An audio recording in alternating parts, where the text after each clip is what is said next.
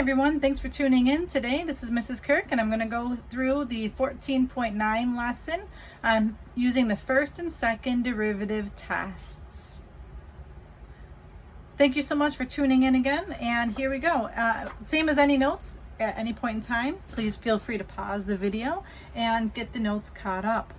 So here, first of all, I've got the title here, 14.9. You're going to go ahead and add that to your table of contents. First and second derivative tests. So the first derivative test is used to tell blank, and the second derivative test is used to tell blank. Well, yesterday, in the 14.8 lesson, I showed you what the purpose of the first derivative test. What was the point of that? It was to tell us where f of x increases and decreases. If you remember from yesterday, one more time, the purpose of that first derivative test was to tell us where the graph was increasing and where the graph was decreasing. All right, so now here we got the second derivative test. This is something new. The test, again, these are the tests. The purpose of the test for the second derivative is to tell us the concavity of f of x.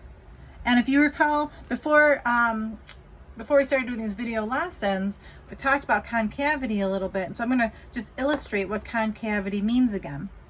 Let's say you've got a portion of a graph that looks like this, or a portion of a graph that looks like this. Both of these portions, if you're thinking about it, the curve, the middle portion of this would be pointing up. This is considered concave up.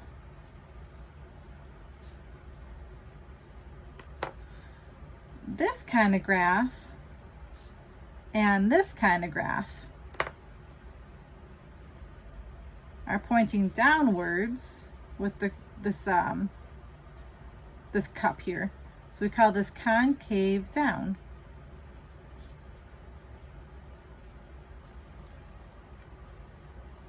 Okay, so that's just a little bit of a recap of what a concave up section would look like and a concave down section would look like. So here we go. The first question says, find where f of x equals 4x cubed minus 21x squared plus 36x minus 4 decreases and is concave up. So this is a two-part problem. The first part for decreases, that's what you did yesterday. Find where the first derivative is less than 0. For concave up, I'm going to say find the second derivative, and if we want it to be up, we want to know where the second derivative is greater than 0. All right, so here's the work that I'm going to show for this question. So on my paper, I'm going to go ahead and figure out what the first derivative is. And at this point, we've had so much practice with the shortcut that you should be pretty confident with this. This first derivative, 4 times 3 is 12. Bring down that exponent to be x squared. 21 times 2 is 42. Bring that exponent down to a 1. Plus 36. That exponent becomes 0, so we don't need an x anymore. And a constant drops. So that's the first derivative. Now you set that first derivative equal to 0.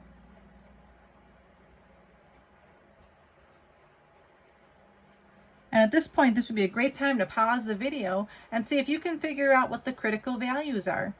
So go ahead, pause that video and challenge yourselves. Can you factor this? Can you find your critical values? I'm going to keep on going, but I hope that you paused your video and tried this out. The first thing I notice is that I can take out a GCF of 6. That'll make my factoring a little bit nicer. So I've got 6 times 2x squared minus 7x plus 6. So I've got my 6 in the front. I'm going to practice my guess and check factoring here. Factors of 2x squared are 2x and x. Factors of 6 are 6 and 1 or 2 and 3. Typically, it's not going to be 6 and 1, so I'm going to try 2 and 3. I know that I can't put evens together, so I'm going to try putting a 2 here and a 3 here. If I put the evens together, that means that there was another GCF of 2. Let's see, the outers are 4x, the inners are 3x. If I make them both negative, that'll be negative 4x, negative 3x to give me my negative 7x. And then negative 3 times negative 2 does multiply to be positive 6. So I found my factors pretty quickly. Making my t-chart, I get 6 equals 0. That just rejects. This side I'll be left with x equals 3/2. And this I'll be left with x equals 2. So what was the purpose of what I just figured out? These numbers here are my critical values. And they're going to be eventually my max or my min. So I'm going to go ahead and pause a minute and see if I can answer the first part here. I'm going to go ahead and draw on the side of my paper my number line. I'll put my two critical values on my number line. So I've got the value at 3/2 and I've got a value at 2. Right now I'm trying the first derivative test. So I'm just going to make a note. This is my first derivative test. And I'm going to use, I don't know, just for the sake of it, because I don't really feel like grabbing my, well, I can use my calculator. It doesn't matter. The first derivative test. So you can plug it in here where you factored and just do positives and negatives in your mind, or you can plug it in here and use your calculators. I feel like our class prefers to use the calculator, so I'll just use that as well. All right, so a number smaller than 3/2 would be 0. If I plug 0 in here, it works out quite nicely. It just becomes 36. And that's a positive number. And again, this would be a good time maybe to pause your video and see if you can go through the first derivative test and then match your answers. All right, what's between 1.5 and 2? I think 1.75 would be a good number to try. And this will be where I'll just grab my calculator to double check this. So I'll do 1.75, store that in theta. My first derivative is 12x squared minus 42x plus 36. So I got a negative outcome. And the number bigger than 2, why not just use 3? So I'm going to arrow up, change that to be a 3. My outcome is positive. So my graph is increasing, decreasing, increasing. So to answer this first part, let's see, where is it decreasing? It's going to be decreasing from 3/2 to 2. So just keep that in mind. All right, now the second part says, where is it concave up? So now I need the second derivative. Okay, so I'm going back off with this line up here, finding the second derivative. Now pause the video and see if you can find the second derivative. I'm going to keep on going. This is 24x minus 42. Did you get it right? I hope so. All right, now at this point, we're going to set the second derivative equal to 0 and then work on solving this for x. We're going to add 42 to both sides. Divide by 24. So I get x equals, let's see, 42 divided by 24. That reduces nicely to 7/4. Okay, so now this is the first time we're doing this one, but here's the second derivative test. And I'm going to be using this 24x minus 42. So the second derivative test works just like the first derivative test, but you only use this one critical value. This would be considered the point of inflection.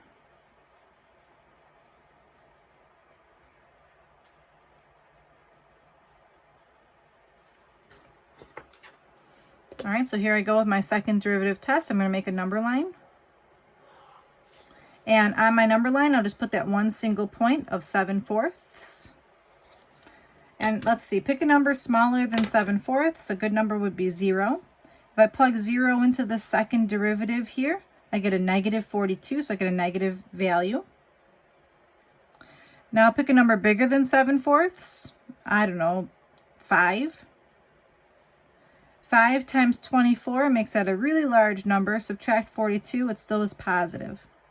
So this section is where it's going to be concave down, and this section is where it's going to be concave up. Okay, so now I can actually draw a rough sketch of what this graph looks like without even using the graphing calculator. I know the graph is going to be increasing, decreasing, and increasing. Can you draw what that might look like? Let's see if you got it right.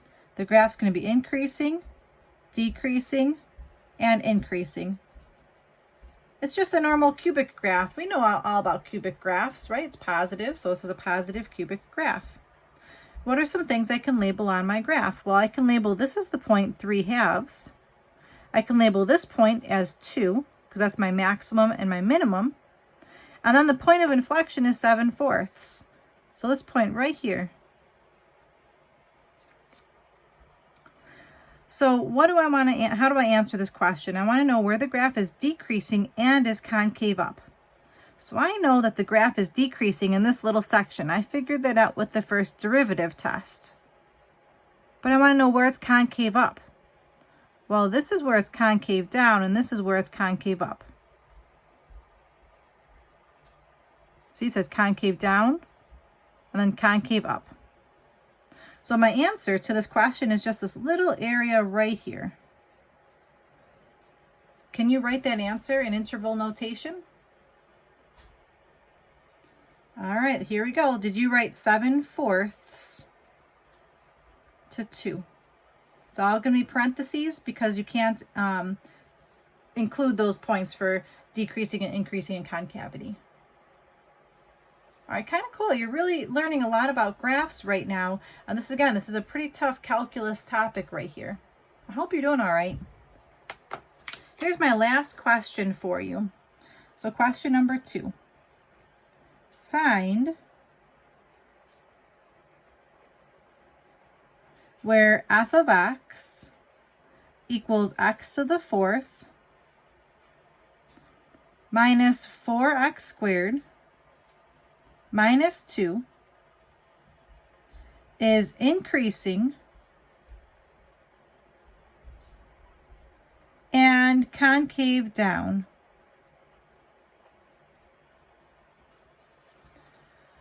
All right, so my challenge to you now would be to pause the video and take maybe 5 minutes and see if you can answer this question. So go ahead and do that. Pause the video now and take 5 minutes to answer this question. And come back when you've got it. All right, welcome back. I hope that you were able to solve this. I'm going to go ahead and go through this with us. If it's increasing, I'm looking for where the first derivative is greater than 0. If it's concave down, I'm looking for where the second derivative is less than 0. So I first found the first derivative. The first derivative was 4x cubed minus 8x. I'm going to set that first derivative equal to 0 so I can figure out what my points, critical points are. I factored out a 4x. I'm left with x squared minus 2. Making my t-chart, I get x equals 0 and x equals plus or minus radical 2. On the side of my paper, I'm going to make a number line for my first derivative test. So it's nice, it's just a little routine here. Let's see, so I've got negative radical 2, I've got a 0, I've got a radical 2. And again, this is my first derivative test. And I'm going to use 4x cubed minus 8x. All right, how did you do so far? Did you get it right up to this point? Okay, if you didn't go beyond this, again, try to pause that video and see if you can keep on going. I'm going to keep going here. I'm going to plug in the number -10. I'm going to use my graphing calculator just to help me double check this. I'm tired of seeing theta, so I'm going to go back to function mode on my calculator. All right, let's quit out of there. So let's see, I'm going to take -10, store that in x, and do 4x cubed minus 8x. The outcome is a negative number. Then I'm going to pick a number in between here. I think -1 would be a good number. So I'm just going to change this to be -1 instead. Just push delete. That's a positive outcome. Between these numbers could be +1, so I'll just grab that and change this to a positive. So the outcome was -4. And a number bigger than radical 2, I don't know, let's just say 9. Just so I don't have to use the insert key. Change this to a 9. And the outcome's a positive. Did you get the same values? Let's draw a rough sketch. It's decreasing, increasing, decreasing, increasing. All right, hopefully you're doing a great job so far. And maybe at this point, maybe if that's as far as you got, try pausing the video and go on. All right, now I need the second derivative. The second derivative here is 12x squared minus 8. I'm going to set that equal to 0. Let's see. I'm going to add 8. Actually, I got a squared here. So when I see a squared, I have to think about factoring. So I can take out a GCF of a 4.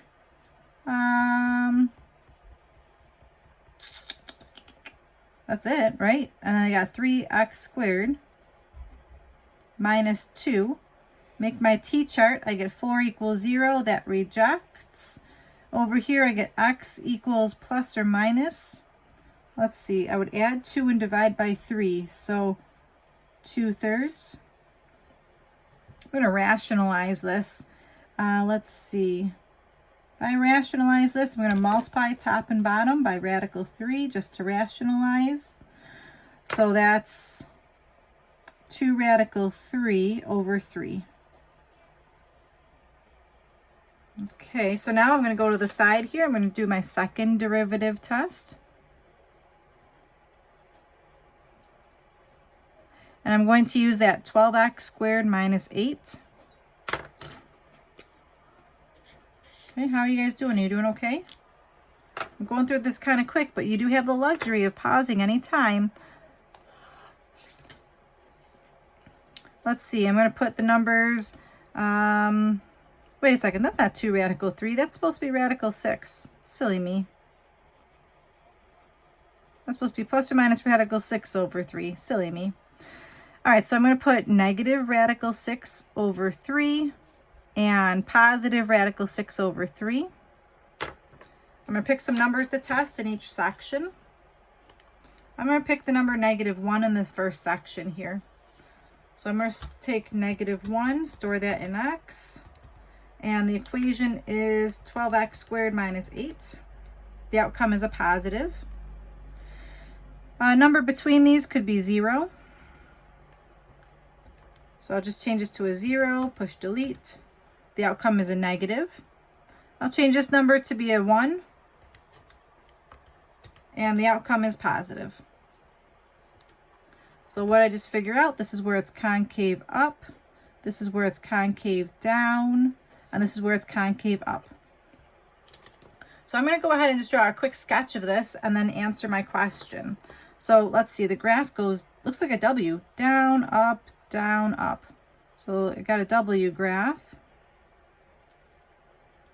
And then I know that between negative radical 6 over 3 and positive radical 6 over 3. So where would that be over here? On this graph, negative radical 6 over 3 to positive radical 6 over 3.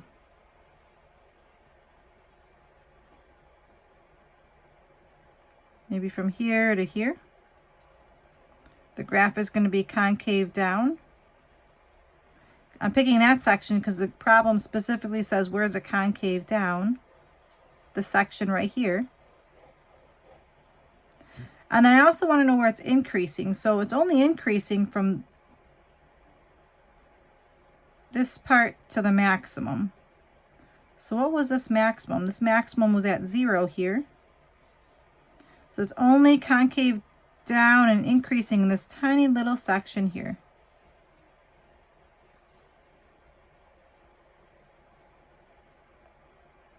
Because if I look at this last section from here to here, yeah, the graph is increasing, but it's never going to be concave down. And the graph is increasing here, but that's never concave down either. So it's only this tiny little section. All right, see if you can write that in interval notation. What is that tiny little section? Parentheses, negative radical 6 over 3, comma 0. All right, so now we've we're getting very, very familiar with some of these graphs and how they look without using your graphing calculator to actually graph anything. Again, this is an intro to calculus, and many of you are going to be taking calculus next year. So the first derivative test, the second derivative test, finding derivatives, that's basically the whole first chapter of calculus. So awesome job, everybody. Thank you so much for taking your time out to listen to this video. I hope you did a great job. Today's homework, it's another worksheet, and I just wrote down to omit questions 3, 4, and 9 because that's going to be for tomorrow's homework. So just don't do those 3 questions. We'll save those for tomorrow. Thank you so much. This is Mrs. Kirk. I hope you enjoyed the video. Click the like button if you did, and leave some comments if you want me to if you have some suggestions. Thanks so much. Until next time, stay safe, everyone. Bye-bye now.